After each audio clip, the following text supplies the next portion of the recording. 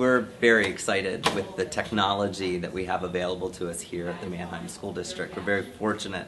And this year we've really been focusing on technology integration, particularly in the elementary levels where we created a technology curriculum K-4, so that this curriculum is very special in that it's not one that is a separate pull-out curriculum. Because think about the times where you learn a tech skill, and if you don't get to practice that tech skill right away, you can easily forget what it was that you were learning. You have to practice it. Click on the arrow. Another thing that we saw today was an example in library where our librarians are really focusing on helping our students learn e-publications, particularly e-books. Within the whole tech curriculum, our librarians have really moved from the traditional view, well, you know, a librarian just checks books out, and that's not true at all, that they are integrating their skill sets in library, that yes, they're teaching what's a title page and table of contents and the author, but it's so much more in learning e-tools that are available that they are really becoming the media specialists for our district. There's a huge debate right now in keyboarding. Should we still be teaching a pull-out where we have students sitting upright in their posture and worried about how their hands are on the keyboard and then understanding home row and not looking at the keyboard? There's another view of saying, well, you know, right now mobile technology is taking over and our kids are learning to thumb really, really quickly. And matter of fact, they can even do that when it's in their pocket without looking. So we want students to be able to understand where home row is to get a starting point, and we're teaching them, showing them where the other keys are. The point is to get there without looking, but maybe not necessarily so traditional as what we've taught it in the past. Can the dolphin play? Let's see. The dolphin can play.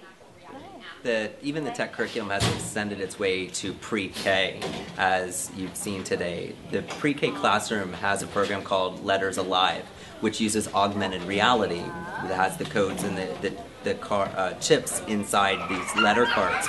And as an extension of language arts, when students are learning the soft sounds of a letter and the hard sounds of a letter and all the letters of the alphabet, we wanted a way to be able to meet the needs of these pre-K students in a way that captivates them and engages them in the lesson instead of just showing them the letters of the alphabet and saying, everybody repeat after me.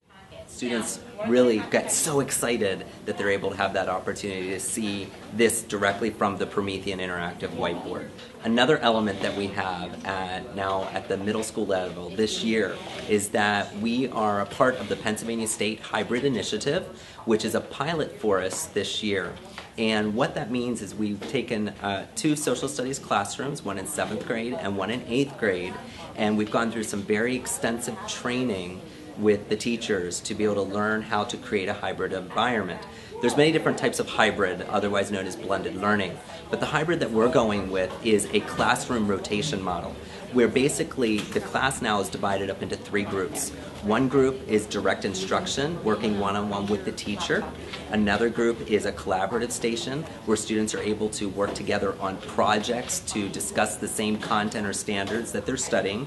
And another group is an independent computer station, where students are able to sign on and get access to content that has rich media of video presentations and simulations and animations that they're able to navigate and take pre-tests that take them to a certain learning path depending on how well they do on the pre-test. So if they're advanced, they would go even further. If they're struggling with that skill, it meets them where they are with that skill level, and it helps them increase with their academic achievement in that skill level. So it's truly computer adaptive for them, and it's a true way to differentiate our curriculum and our instruction in our 7th and 8th grade social studies classes.